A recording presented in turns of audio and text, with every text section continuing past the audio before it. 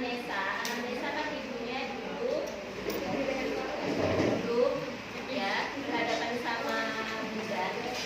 Kemudian setelah anamnesa, Gak bisa, nggak nyampe di atas, puterin. sekarang kita lakukan Matiin. pemeriksaan ya. Silakan ke tempat tidur. Ya. Buat muter. Setelah ibunya Nggak bisa muter. di tempat tidur, sebelum ke tempat tidur TTP-nya di bangku aja. Kan biasanya pasien datang langsung TTP tuh. Ya, TTP ukur berat badan. Ya. Kemudian setelah di sini langsung yang dilakukan pemeriksaan. Itu kan di dirimu ada berat badan, tinggi badan, nadi itu dilakukan saat duduk. Ya, tidak di tempat tidur. Jadi prememori ya, TTP udah bisa ya. Berikutnya langsung ke nomor 7 ya, kita periksa kepala. Fokusnya yang diperiksa adalah ini aja, konjungtiva. Kalau rambut, kalau ada keluhan nggak usah diperiksa. Leher nggak usah diperiksa. Jadi konjungtiva. Cara periksanya begini, ya, langsung dua begini ya. Jangan pakai ini, jadi pakai ini. Ya, ini ibu lihat ke atas. Ya, yang dilihat merah-merahnya konjungtiva. Karena ibunya habis lahiran mengeluarkan darah, ya, untuk mengetahui ada konjungtiva pucat atau tidak.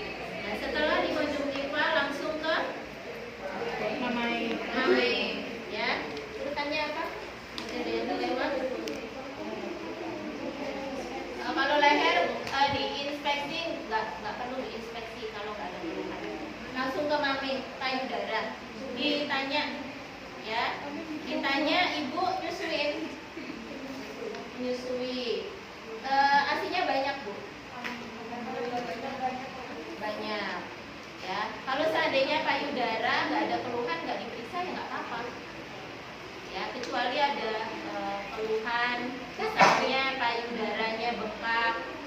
Nanti cara periksanya kalau misalnya ada keluhan, ini pakai payudara ini ya. Geseran bu. Ya, misalnya ada, maaf ya ibu ya, dibuka ya. Ibu bidan misalnya asi saya sedikit gitu.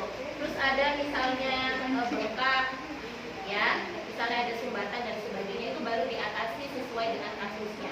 Katakanlah misalnya ini normal ya, kalau normal nggak usah dipalpasi, ya.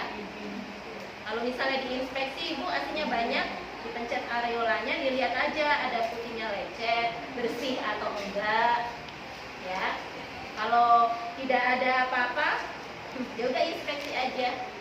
Asinya banyak ya bu ya, dipencet areola, udah cukup. Ya, nggak perlu dipalpasi. Kecuali ada payudara bengkak, puting lecet, nah itu sesuai dengan asuhannya yang diajarkan bu siapa? Ya, puting lecet diapain, payudara bengkak diapain. Kalau ini pemeriksaan yang normal. Ya, lancar ya ibu ya menyusuinya ya. Kemudian dari payudara kita ke abdomen, ya, abdomen cara meriksanya adalah dipalpasi. Gimana ya kamu? Palpasi. Kelihatan nggak? Enggak. Ini berdiri. Ibunya, gini, ya, gini. Ayo.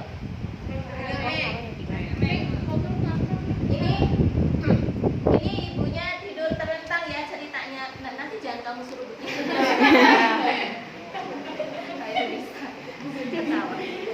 Ya, nah ini cuma biar kelihatan aja. Ini saya di belakang, Mbak Sonia ini di belakang ya. Jadi dipalpasi. Uterus itu ada di 2 jari bawah pusat. Sesuai dengan berapa hari dia Partum. Kalau 14 hari berarti uterusnya tidak. Katakanlah misalnya ini hari ke-7 gitu ya, misalnya. Berarti uterus itu ada di mana? Di pertengahan ya. Kurang lebih. Kita palpasi.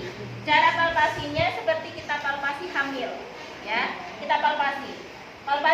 di daerah yang ada uterusnya, oh ada di sini, oh ini pertengahan. Berapa jari ya? Baru kita ukur ke atas. Oh ini mungkin 3 jari. Oh 3 jari itu pertengahan antara umbilikus dengan Simfisis. gitu ya. Normal enggak? Oh normal, sesuai dengan 7 hari.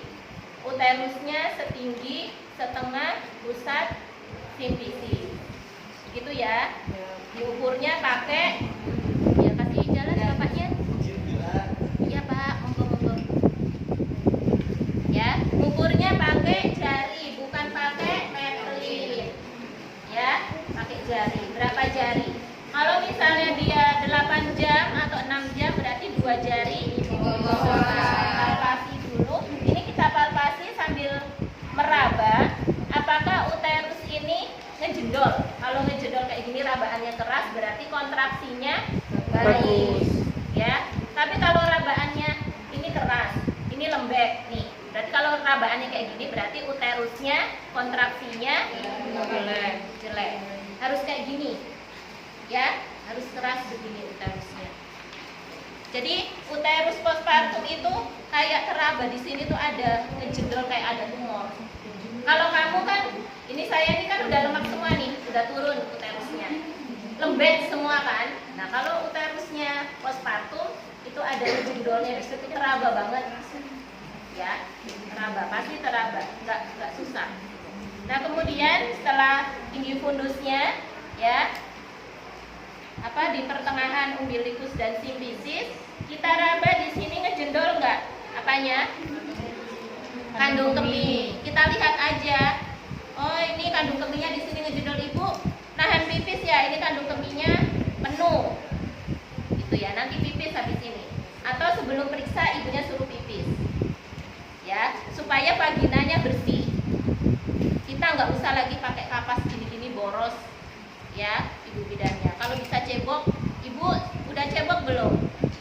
Ganti pembalut sekalian, biar kita enak melihatnya. Ya. Nah, kemudian setelah itu udah kontraksi, tinggi fundus, kandung kemih, apalagi? Diastasis recti.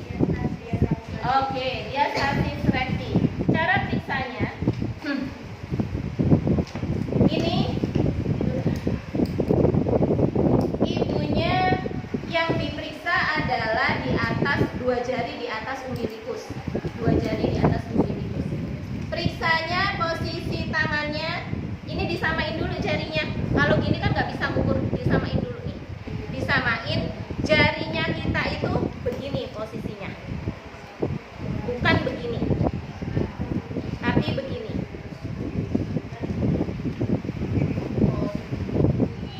Begini. Posisinya begini.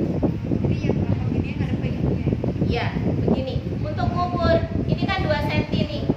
Ya, kalau begini kan nggak bisa ngukur. Karena yang diukur kan jarak antar otot kanan sama otot kiri. Jadi begini. Nah, caranya ibunya makin kipas-kipas makin panas.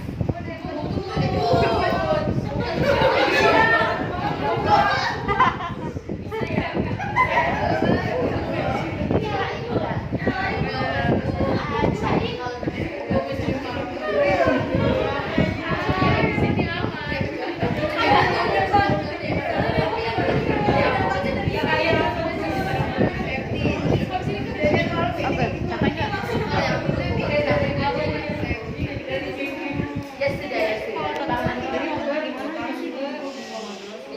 Ya. Cara periksanya, ibu pasiennya setengah apa ini, push up apa sit up? Kalau begini, sit up ya. Sit up. Angkat kepalanya begini, tahan. Angkat kepala lagi. Tahan. Nah, sambil nahan kamu gimana pasti aku umbilikus di mana? Ini umbilikus. Berarti tangan saya begini. Ini saya tekan. Ini keras semua. Ya, ini keras semua berarti tidak ada diastasis recti. Kamu kalau misalnya mau itu berpasangan, yang terdekat tiduran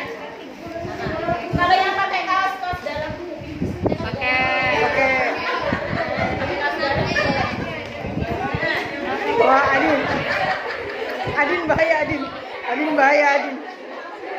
Adin so bahaya. Kenapa mundur-mundur sih? Jadinya malu kalau pakai tangan.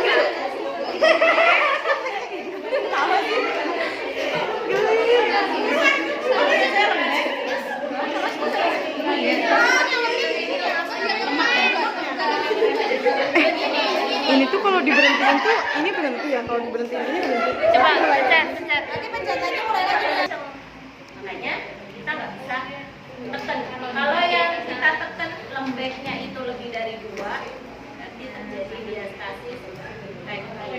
Normalnya satu, tidak boleh lebih dari 1. Kalau bisa ya 1. Ya. Bayang ya, ini ya, bukan begini.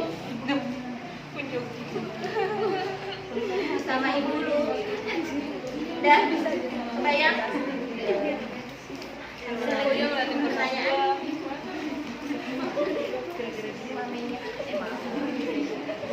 Oke, berikut udah diastasis rekti, kemudian kita ke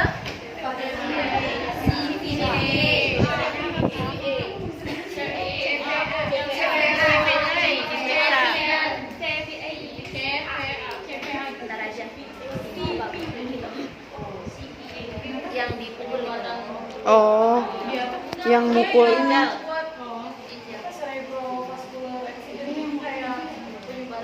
kurangnya darah pada otak caranya gimana?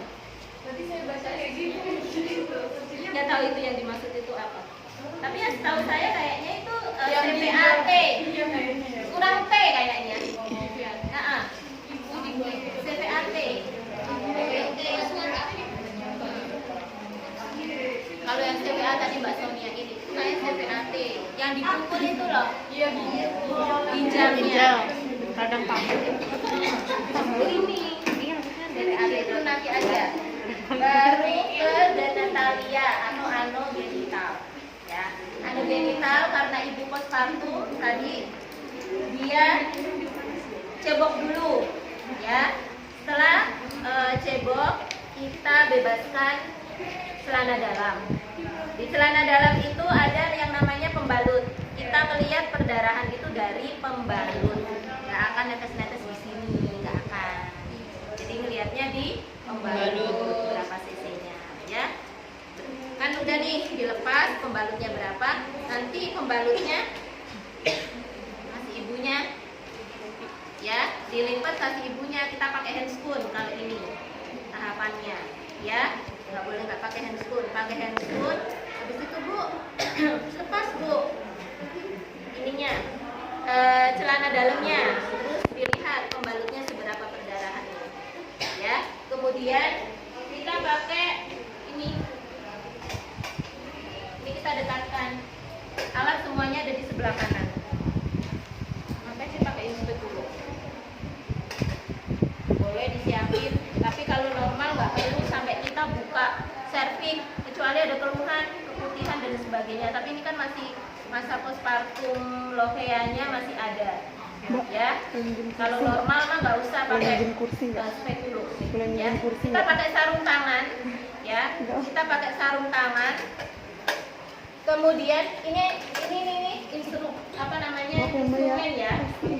Ini ada troli. Makasih ya. Nah, kita pakainya di sini. Makasih. Jadi jangan kebiasaan taruh tempat tidur kalau ada di sini. Kemudian pakai handscoon, ya. Setelah pakai handscoon, ujian. Ini suka salah nih pakai handscoon aja salah saya.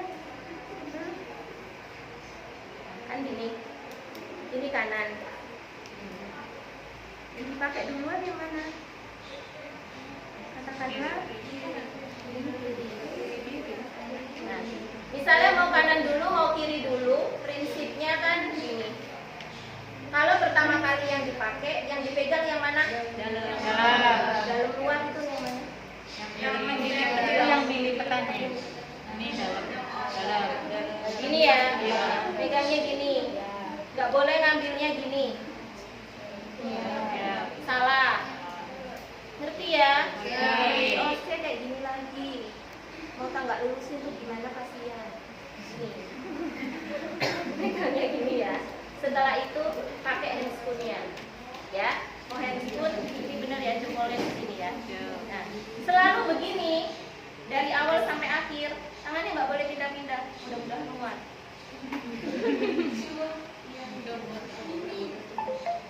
Begini, begini. Ya, dah. Ini nggak boleh, ini nggak boleh dipegang, nggak boleh dipegang. Gimana kalau ngerapiin? Gini ya, bisa ya. Nggak boleh ini dipegang-pegang. Setelah itu yang ini udah pakai handscoon, berarti pegang handscoon yang satunya adalah yang dua. Ini ya. Boleh nggak yang ini? Nggak boleh. Boleh. Nanti itu sentuh sama ini. Ketika tangan saya masuk, jempolnya kesentuh sama jari-jari. Jadi on steril. Jadi pegangnya begini. Pada prinsipnya handscoon ketemu handscoon, kulit ketemu kulit. Nggak usah dipikirin. Ya. Oke, masukin, ditatain mana jempolnya. Kalau ada bedanya enak, tatain. Yang penting masuk. Ya.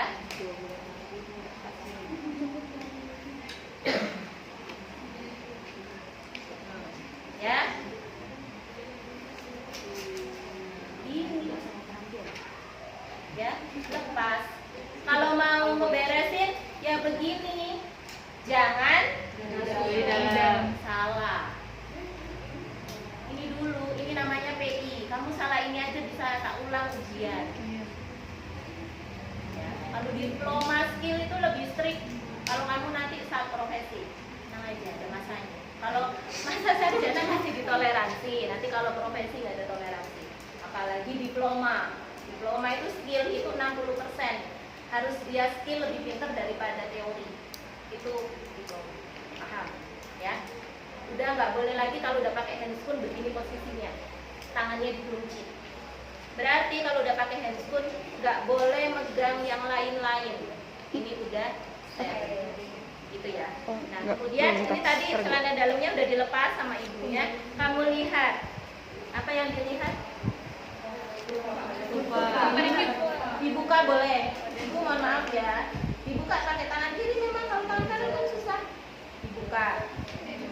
Dilihat di sini jahitannya, ada nggak misalnya infeksi di sini? Jahitannya kamu buka, nggak pakai apa sublimat ya nggak apa-apa. Yang di tempat Pinggu izin adanya kasa. Bukan apa sublimat, nggak boleh pakai kasa mahal nanti bangkrut. Dikasihnya itu. Serius, daripada kapas kasa mahal nanti bangkrut bidannya. Kalau usaha itu kan gitu ya. Iya. Nanti rugi, bayarnya 25.000, beli ini 10.000, sisa 15.000 belum obatnya. Ya, jadi pakai kapas sublimat. Kalau misalnya pun enggak, karena tadi udah cebok ya nggak apa-apa. Oh ini jahitannya bagus. Kadang kalau kelihatan basah, bau itu gampang di apa namanya dideteksinya tuh gampang kelihatan. Kalau misalnya kamu punya luka ini basah, ini kan tahu kan contohnya. Nah, ini kan nggak ada luka begini ya.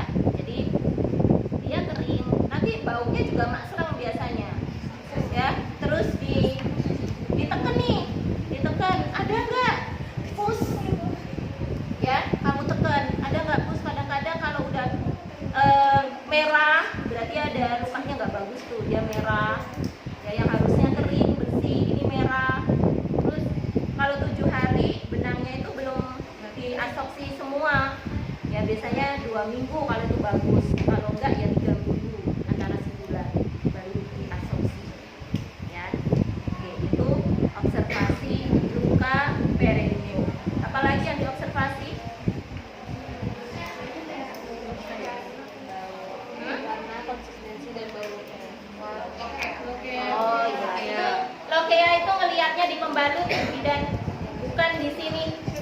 Ya, kalau di sini ya nggak bisa. dilihat warnanya, banyaknya, ya itu di pembalutnya melihatnya. Terus apa lagi yang dilihat di genitalia? Oke, selesai. Setelah itu sarung tangannya langsung disinfeksi, buang aja ya. Iya. Iya, buang. Kalau dulu di desinfektan celup klorin itu dalam rangka dicuci ulang. Kalau sekarang kayak gini langsung aja buang di sampah disposable warna kuning. Ya. Bah. Infeksius. Nah, caranya dibuka, ya. Jangan sampai ini nyentuh ini. Salah. Ntar kalau ini bekas cairan vagina nempel ke tanganmu, habis itu makan. Dan jangan jorok. Ini ya. Ini lepas. Habis itu ini megangnya Dalam. megangnya ini biasanya, ya. Megangnya Dalam. Jadi satu. Buang. Ya. Kalau mau buang dilempar aja. Mana sampahnya misalnya? Bukan. Itu warnanya juga salah ya. Warnanya putih. Begini. Ya, udah nggak ada handphone, apalagi sekarang penyakit banyak, udah dibuang aja. Kalau ini pakai sarung tangan bersih ya nggak apa-apa, ya karena ya cukup. Apalagi? Ekstremitas, ibunya tiduran.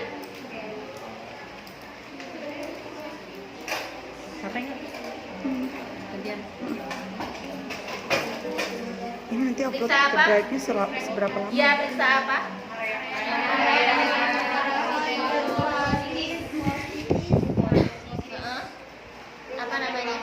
Apa namanya? Periksa apa namanya? Adanya? Adanya apa? Periksa apa? Tanda apa? Tanda apa? Oh itu. Ya. Tanda apa? Bukan. Tanda apa? Diabetes. Tromboflebitis. Terima ya. Koman? Command sign. Koman sign. Koman sign. Tertitip ya. Untuk melihat adanya Catatan. tromboflebitis. Tandanya adalah kakinya ini merah-merah, ini merah, demam, panas. Tuh, berarti infeksi vena. Biasanya ibu-ibu yang nggak boleh banyak jalan. Ada ibu-ibu yang mitosnya suruh diem aja. Ya, itu pemicu tromboflebitis. Nggak boleh mobile, nanti takutnya jahitannya vaginanya itu takutnya robek, nggak ketutup lagi karena orang zaman dulu kan nggak dijahit, jadi suruh diem. Sekarang kalau misalnya habis lahiran hektik mampu langsung duduk di lantai ya nggak apa-apa. Kalau orang zaman dahulu kan nggak boleh, ya nanti jahitannya robek. Nggak akan, jahitan itu nggak akan robek kamu buat aktivitas, enggak, lepas gitu, nggak akan. Kalau lepas berarti salah Bidannya. bidannya, jahitnya. Ya, boleh langsung Dep. misalnya hari ketiga atau hari keberapa dia mau duduk besok begitu ya nggak apa-apa. Ya. Kalau nggak nyaman, ya terserah ibunya, berarti duduknya di atas. Oke, caranya Kameranya enggak itu. tengahan, Enggak apa-apa, pegel. keluarin kaki. Ibu saya periksa ya kakinya ya. Ibu kakinya begini Bu. Nah, nggak usah diangkat, taruh aja begini kan. Ya. Nah, bisa caranya, maaf ya Bu, angkat kakinya ya, ditekuk ya, lemesin ya. Sakit nggak? Enggak sakit ya. Ini cara pertama, boleh pakai begini. Ya ditekan kayak periksa appendix. Ya, dia bisa sakit. Atau pakai cara yang kedua, kita dari sini. Maaf ya. Nih, tangan kita ketemu sama si kaki ibunya, kita dorong sampai